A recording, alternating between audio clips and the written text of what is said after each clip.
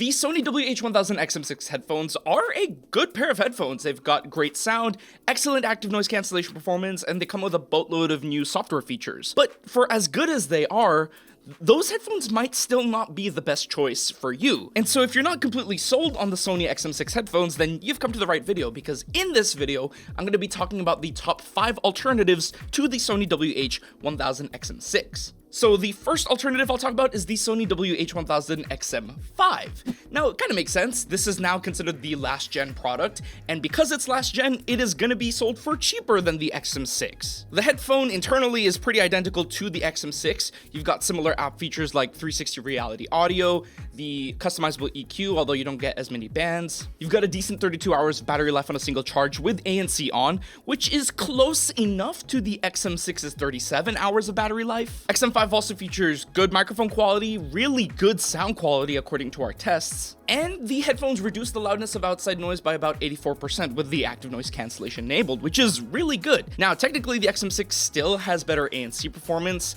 but honestly the difference between the ANC performance of the XM5 and the XM6 isn't really going to be noticeable to most people. All that's to say that even though the XM5's ANC is technically last gen, it is still more than capable of quieting loud airplane hums or screechy subway cars. Now, if you're an Apple user, then of course the best alternative here is going to be the Apple AirPods Max. It being an Apple product, you get seamless connection with Apple devices, you get features like automatic device switching, Apple spatial audio, audio sharing with other Beats or AirPods. The AirPods Max is also among the best noise cancelling headphones we have ever tested in our labs, reducing the loudness of outside noise by 88%, and it also has a really good pass-through mode, and it makes your voice and other voices sound nice and clear when you're using transparency mode. And it features USB-C wired audio for lossless playback, which is, you know, a feature that's missing from other newer headphones like the Sony WH-1000XM6. Now, of course, it's not perfect. The AirPods Max might be a little too heavy for some people. It is one of the heavier headphones that we've tested here. Battery life also lags way behind the competition,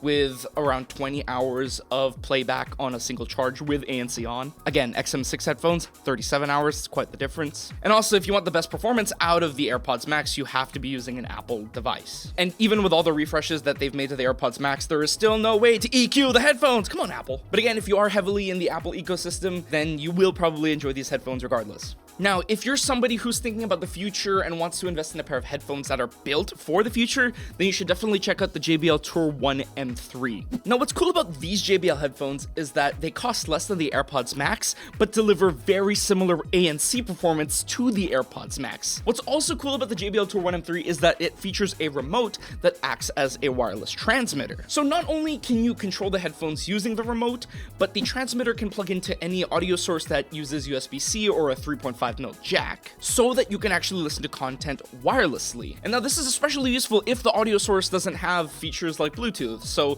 for example, the seatback entertainment screen on a plane. Most of those don't have Bluetooth, so if you want to listen wirelessly, just plug in the transmitter into the audio jack, and then you don't have to be worried about the cable while you're trying to eat your meal in economy. Now, besides the convenience of the wireless transmitter, the JBL Tour 1 M3 also has support for Auracast, which is important because we're seeing a lot more audio products have support for Auracast, and this will basically allow you to broadcast and share your music or other content with other people without having to connect a wire. It's just going to make the sharing and broadcasting experience just easier in general. So if you can get your hands on a pair of headphones that has Auracast, that's really going to help set you up for the future. Now, on top of all that, the JBL Tour 1 M3 also features an impressive 55.5 hours of battery life with ANC enabled. And this is great because not only will you have to charge less, but as the battery begins to die down, you'll still have more capacity over a longer period of time, which bodes well for the longevity of these headphones. Again, just future forward thinking here. Now, the one caveat we found with these headphones is the sound quality. It may not suit everybody's tastes right out of the box, but we did find it was pretty easy to get a preferred sound using the in-app EQ. So if you're willing to put in a little bit of work when you first get the headphones, we feel like this is a great option for a long-term investment. Now, if comfort is your priority, then you should look no further than the Bose Quiet Comfort Ultra headphones. I mean, comfort's in the name. These are still what I consider to be the most comfortable flagship active noise cancelling headphones on the market. The QC Ultras are lightweight, they have spacious ear cups, and I never really have any issues with heat buildup. When it comes to comfort, these headphones really do live up to their name, and I have used them on long international flights and found them just really hard to compete with. They are very comfortable. On top of that, these headphones have excellent noise cancelling performance, reducing the loudness of outside noise by an average of 85%. Again, more than enough performance to quiet loud airplane engines or screeching subway cars. Not only that, the headphones also sound very good, scoring a 4.8 out of 5 overall in the Head Acoustics MDAX algorithm. And this basically tells us that most people are going to enjoy how these headphones sound out of the box. Personally, a little sub-bass and bass heavy for my tastes, but at least there's kind of a simple EQ in the Bose app that you can use to tame those low frequencies a bit. If you want, but then if you really like bass, then you know, the world's your oyster. Have at it. On top of that, the headphones also support aptX lossless for people who are very into listening to lossless audio files, if you can hear a difference.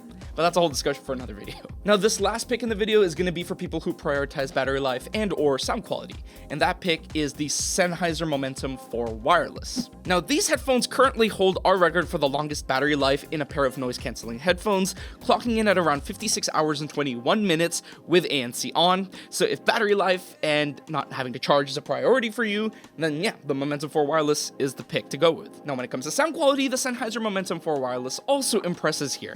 Now, if you look at the MDAX results that we gathered, you'll see that the Sony WH-1000XM6 technically has a higher overall score on a scale of 1 to 5. But I just want to note here that the difference between 4.8 and 4.6 is almost not statistically significant. These results basically say that you are very likely to enjoy how both of these headphones will sound out of the box. However, what we noticed in our frequency response measurements is that the Sennheiser Momentum for wireless's frequency response more closely aligned with our preference curve, which is just a measurement of what our team thinks sounds good. Now, sound is subjective, and you might not like what we like, and that's okay. I mean, that's just the beauty of audio. You get to find what you like. However, from our experience, we did find that if you prefer a little bit more bass or a little bit more treble, the frequency response of the Momentum for wireless is a good starting point. And we just found that it was easier to make adjustments with the out-of-the-box frequency response of the Momentum for wireless compared to the Sony WH-1000XM6. Fortunately, if you don't like the sound quality out of the box from either headphone, both headphones do come with an in-app EQ, so you can make your adjustments, although I believe Sony has a little bit more flexibility here because they have a 10-band EQ as opposed to the 5-band EQ of the Sennheiser Smart Control app. In addition to the great sound quality, the Momentum for wireless offers a wide range of Bluetooth codec support, including SBC, AAC, aptX, aptX HD, and aptX Adaptive, whereas the XM6 headphones only comes with support for SBC, AAC, LC3, and LDAC. But also something to note with the Sennheiser Momentum for wireless is that you've got both 3.5mm and USB-C for wired audio. Yeah, it is possible to do both. Sony? Now, I know I said I only have 5 alternatives, but I actually have a 6th alternative here that I didn't tell you about because I'm saving it for, the true fans, the ones that actually stay till the end of the video. Now, if you want a good pair of noise canceling headphones, but don't want to spend more than $100 on it, then I highly recommend you check out the JLab J-Buds Lux ANC headphones, which we did a review of right here. Come on, less than $100, how could you just say no to that? Come on, you could buy like 4 of them or 5 of them for the price of the XM6, so check it out.